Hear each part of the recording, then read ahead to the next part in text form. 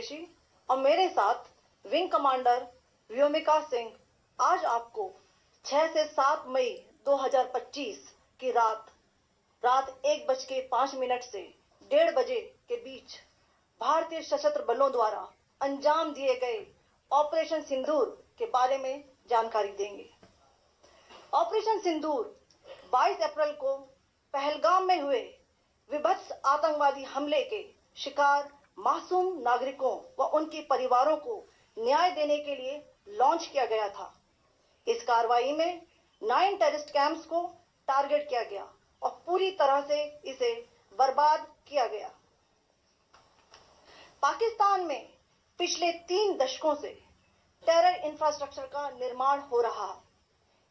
इसमें recruitment, indoctrination centres, training areas व launch pad शामिल थे, जो पाकिस्तान और पाक अधिकृत जम्मू कश्मीर POJK दोनों में फैले हैं।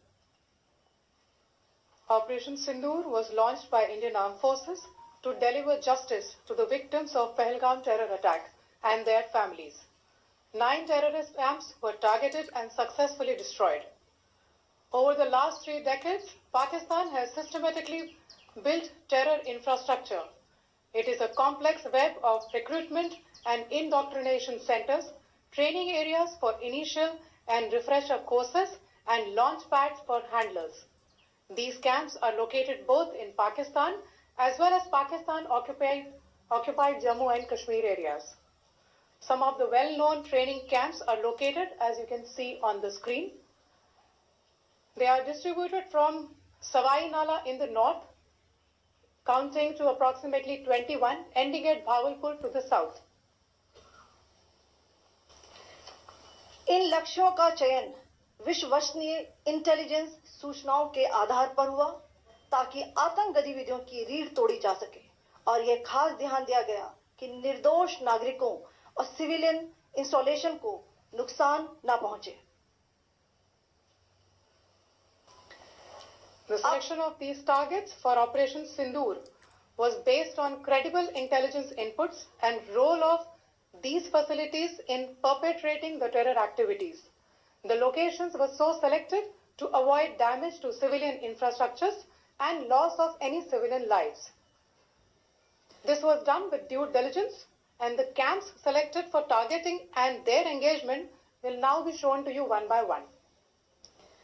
POJK के टारगेट आपको बताना चाहूंगी। सबसे पहले सवाई नाला कैंप मुजफ्फराबाद, जो कि POJK के लाइन ऑफ कंट्रोल से 30 किलोमीटर दूर है। यह एक लश्कर-ए तौयबा का ट्रेनिंग सेंटर था। 20 अक्टूबर 2024 सोनमर्ग, 24 अक्टूबर 24 गुलमर्ग, 22 अप्रैल 2025 पहलगाम, इन हमलों के आतंकियों ने यहीं से प्रशिक्षण लिया था। सैयदना बिलाल कैंप मुजफ्फराबाद, यह एक जैश ए मोहम्मद का स्टेजिंग एरिया है।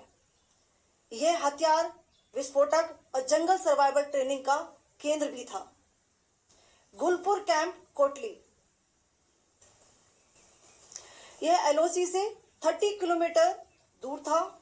लश्कर-ए तौयबा का बेस था, जो रजौरी, पुंछ में सक्रिय था। 20 अप्रैल 2023 को पुंछ में और 9 जून 2024 को तीर्थ यात्रियों के बस हमले में यहीं से आतंकी को ट्रेन किया गया था।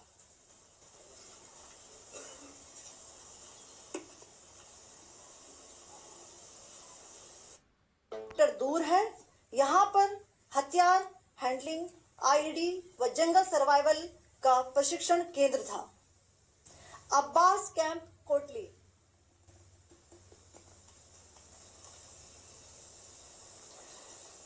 यह LOC से 13 किलोमीटर दूर है। लश्कर-ए तौयबा का फिदाइन यहां तैयार होता था। इसकी कैपेसिटी 15 टेररिस्ट को ट्रेन करने की थी।